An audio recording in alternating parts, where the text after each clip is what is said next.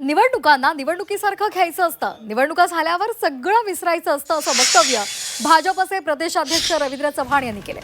कणकवली नगर परिषदेच्या प्रचारादरम्यान महायुतीमधील शिवसेना आणि भाजपमधला संघर्ष निर्माण झाला होता। निलेश राणे यांनी स्टिंग करत भाजप प्रदेशाध्यक्ष रवींद्र चव्हाण यांच्यावर पैसे वाटपाचा आरोप केलेला होता। त्या संदर्भात उत्तर देताना त्यांनी हे विधान केले। राणा झालेला होता मतदान संपायला काही वेळ आणि 100 जणांवर सेना भाजपच्या पदाधिकारी गुन्हे दाखल झाले।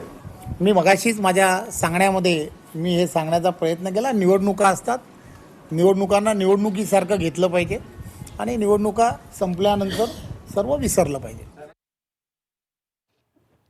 तर निवडणुकांना निवडणुकीसारखं घ्यायचं असतं, निवडणुका झाल्यावर सगळं विसरायचं असतं, असं रवींद्र चव्हाण यांनी म्हटलेलं आहे।